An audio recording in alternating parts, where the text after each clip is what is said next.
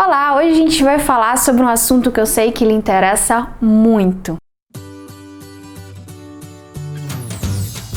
É a primeira vez que a gente está se falando nesse ano de 2019 e eu sei que chega essa época a gente pensa em tanta coisa para o ano novo, o que a gente vai fazer e tal. Muita gente tem as resoluções, pelo menos no primeiro mês, mas enfim, eu achei que seria importante dedicar essa primeira conversa sobre isso e as minhas dicas para você alcançar o que você quiser nesse ano de 2019. Eu gostaria muito que você aproveitasse essa época, já que é uma época de renovação, uma época de recomeço, mesmo que você não veja muita graça nessas viradas de ano. Eu mesma acho que quando chega a primeira segunda-feira do ano novo, não muda nada, não tem nada de especial, é mais uma segunda-feira. No fim das contas, eu acho que se a gente pensa racionalmente assim, a virada do ano é só a virada do ano, né?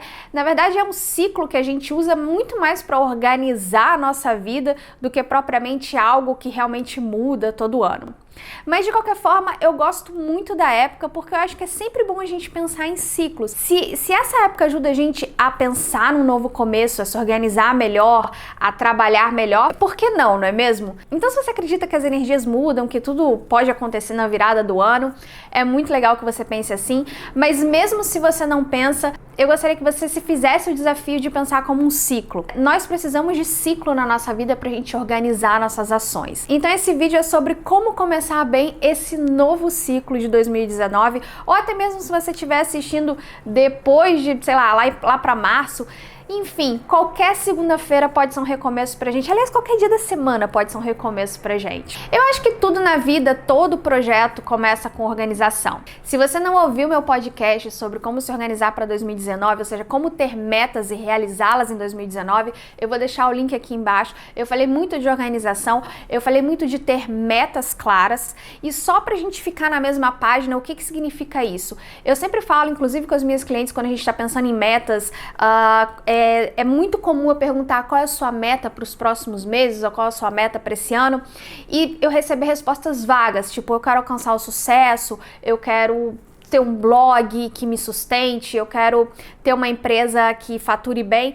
O que exatamente significa isso? Até mesmo porque sucesso, faturar bem, não significa a mesma coisa para todo mundo. Então o importante é você ter uma meta objetiva, um número objetivo para você poder rastrear e saber se você está indo bem. Por exemplo, se o seu objetivo nesse ano é ter mais seguidores no Instagram, quanto seria um número bom para você? Seriam 10 mil seguidores? Seriam 100 mil seguidores? 1000 seguidores? Enfim, varia de pessoa para pessoa. Mas você precisa ter esse número em mente. Porque quando chegar lá no final do ano, se a sua proposta foi ter 10 mil, você sabe que se tiver 9.999, você chegou muito perto, mas você não alcançou a meta. Se você tiver 10.001, você vai estar super feliz. Agora, se você começa, eu quero ter muitos seguidores no Instagram. Ok, o que é muito? Aí chega no final do ano, você não vai saber se você realizou ou não essa meta e o que é pior, você não vai saber durante o ano o que fazer para chegar, porque nesse podcast eu não vou entrar muito em detalhes, porque eu já falei nesse podcast, você tem que dividir essa meta em vários períodos e tal, e você ir rastreando, vendo se você alcançou, analisou o que você fez, enfim, esse podcast está muito bom para quem pensa em metas objetivas, eu recomendo muito. Assumindo que você já ouviu o podcast, que você já pensou na sua meta, você já sabe onde quer chegar, eu acho que o próximo passo é energia. Energia do ponto de vista de disposição para fazer as coisas. Isso é muito importante. E não se sinta culpada se amanhã você acordar e tiver, sei lá, sem querer fazer nada, sem querer trabalhar. É totalmente normal. Aliás, eu que trabalho por conta própria, lido com isso. Assim, hoje eu já me sinto melhor porque eu já aprendi os meus padrões, mas é muito comum quando a gente larga o emprego formal para empreender, a gente lidar com esses dias em que a gente não está tão produtivo. Então é importante, claro, você aceitar até determinado ponto, realmente vão ter dias que você vai, simplesmente você tá sem energia, e também aprender a como compensar isso e como fazer com que esses dias sejam uma menor quantidade possível. E existem fontes de energia que são algumas artificiais e outras naturais. As artificiais seriam, por exemplo, café, chá, guaraná, essas coisas que a gente toma e que são paliativas. Por exemplo, hoje a gente não dormiu bem, a gente pode tomar um copo de café, a gente pode tomar um chá, que vai dar aquela energia para aquele momento, para aquela manhã, para a gente passar esse momento de cansaço. Mas nenhum desses casos é uma coisa, digamos, definitiva, é algo que vai te dar energia no dia a dia, todos os dias. O ideal é a gente encontrar energias naturais que ajudam a gente. Por exemplo, tem coisas que parecem banais, mas que fazem muita diferença e eu comprovei nesse último ano, que é a luz. Para quem não sabe, eu moro aqui em Toronto, né, no Canadá. Essa época do ano agora é a época do inverno e a gente tem pouca luz natural. E foi aí que eu percebi a diferença de ter a presença de luz na minha vida e não. Trabalhar em períodos em que não tem tanta luz do sol, porque aqui às vezes a gente passa uma semana sem ver a luz do sol, deixa a gente, já tem estudos que comprovam que deixa a gente mais propenso a ficar mais depressivo, a ficar mais triste, sem energia. Então eu fui descobrindo que eu coloco luz pela casa inteira. Eu aprendi inclusive que existem temperaturas de luzes que ajudam, que são temperaturas mais próximas do sol, por exemplo, luzes mais brancas ajudam a dar energia. E quando eu comecei a incorporar essa luz no dia a dia, eu percebi que eu tive muito mais energia. Porque eu acordava, tava muito escuro e aí dava aquela sensação de cansaço. Então uma coisa que você pode fazer, principalmente se você estiver me vendo do Brasil, que eu recomendo e ajuda muito, acorda de manhã, abre a cortina ao máximo, deixa a luz do sol entrar. Se você não tiver muita luz aonde você estiver, tem uma fonte de luz que isso ajuda muito. Isso é só um exemplo meu, tá? Mas existem outras formas de você ter energia e cada um tem formas, tem as suas formas de captar energia, ou seja, esse ânimo para fazer. Por exemplo, tem gente que gosta de malhar de manhã, eu também gosto de correr me dá energia de manhã, enfim. Agora, uma coisa que eu trabalho com as minhas clientes, quando elas sempre me dizem que estão desmotivadas ou que elas estão sem energia, a gente tenta entender o que está acontecendo, 90% dos casos se resolve quando a pessoa reencontra algo que ela gosta. Por que eu digo que reencontra? Porque a gente sabe do que a gente gosta, a gente sabe dos nossos hobbies, mas acho que no mundo atual a gente se sente muito culpado se a gente não tá ganhando dinheiro com o que a gente tá fazendo. Então, às vezes a pessoa gosta de fotografia, às vezes a pessoa gosta de pintar, de desenhar, sabe, de pintar livro, de colorir e tal, e se sente culpada por gastar tempo com isso. E eu noto que quando a pessoa reserva meia horinha, às vezes uma horinha do dia para isso, ela se sente muito mais bem disposta. Então, um desafio que eu queria propor para você. Se você ultimamente se sente muito sem energia e sem ânimo, acorda de manhã e faça algo totalmente lúdico, algo que não te traz dinheiro de forma nenhuma, que você não faz para ser a melhor naquilo, só porque te dá prazer.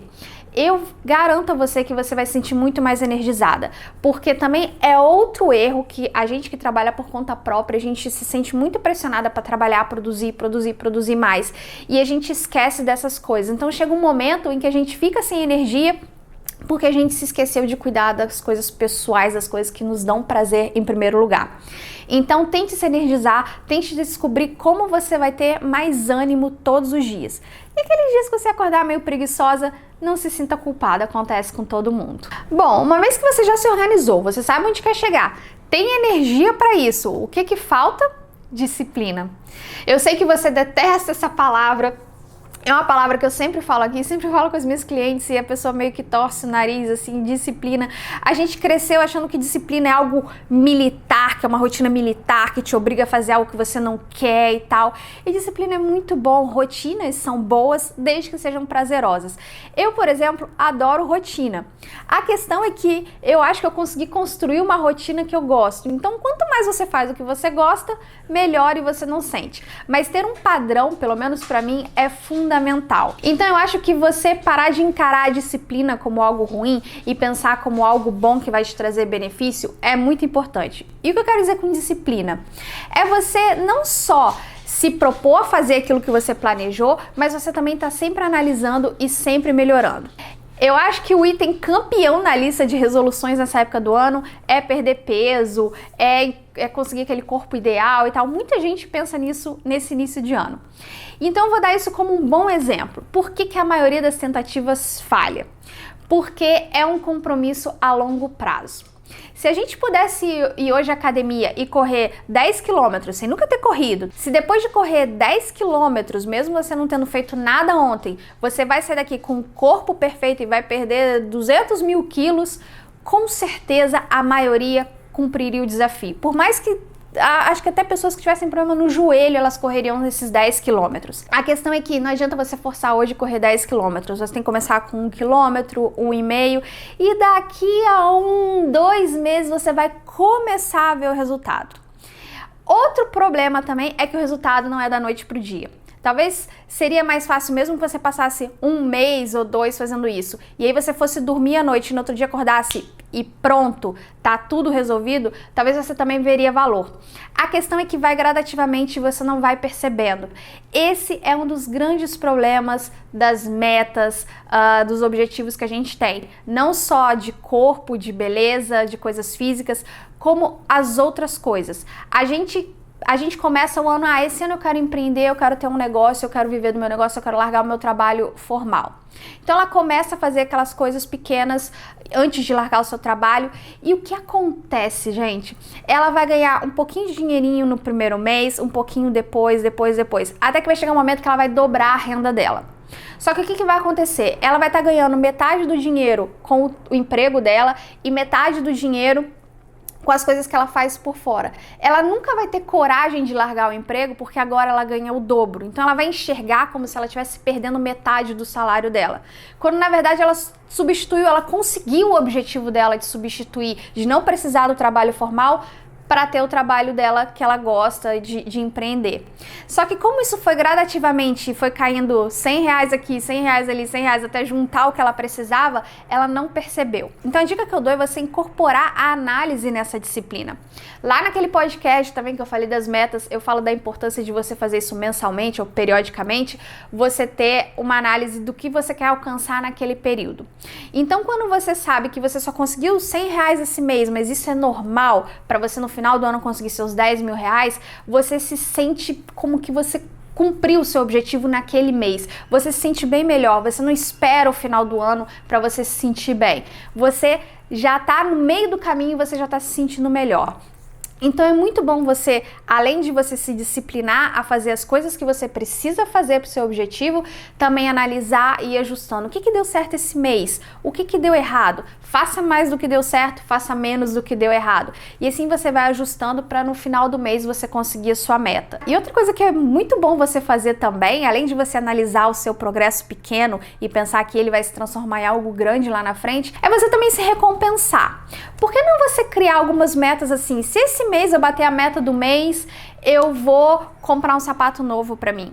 Ou eu vou, durante um dia, eu não vou me preocupar com a dieta. Por que você não tem essas recompensas? Porque o ser humano, ele funciona muito bem à base de recompensas. Não é à toa que as empresas têm bônus, tem vários tipos de garantia, os vendedores têm comissões, porque isso incentiva as pessoas a quererem mais e mais. Então, quando você quer fazer algo para você mesma, você acaba esquecendo dessas compensações.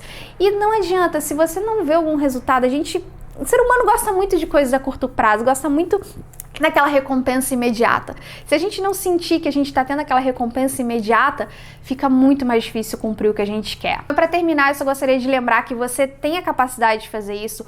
Todo mundo tem. Eu acho que a gente tem que se livrar do complexo de vira-lata. A gente tem esse costume de achar que quando a gente fez uma meta e não deu certo, porque provavelmente você já fez alguma meta o ano passado, no ano retrasado e não alcançou, e você acha que o problema é você. E não, o problema não é você. Todos nós temos a capacidade de fazer isso. A questão é que também, às vezes, a gente achando que, porque não deu certo, a gente acaba assimilando isso e isso não leva a lugar nenhum. O importante é a gente acreditar na gente. Eu também tenho esses momentos de dúvida, que eu também acho, será que eu posso? Quando eu larguei o mundo corporativo para viver por conta própria, eu também tive várias dúvidas, será que eu sou capaz? Será que eu sou capaz? E eu noto que quanto mais eu coloco na minha cabeça de que sim, eu sou capaz, mais dá certo. Então eu gostaria de propor a você que pensasse nesse início de ano como um novo ciclo, vamos deixar 2018 para trás, vamos começar 2019 e pensar o que a gente pode fazer de bom daqui para frente. E eu gostaria que você deixasse aqui nos comentários o que você vai fazer em 2019 para alcançar suas metas, quais são as suas metas, enfim, vamos trocar figurinhas, vamos todo mundo se ajudar, porque eu quero chegar no final de 2019, a gente olhar para trás e ver, caramba, a gente conseguiu.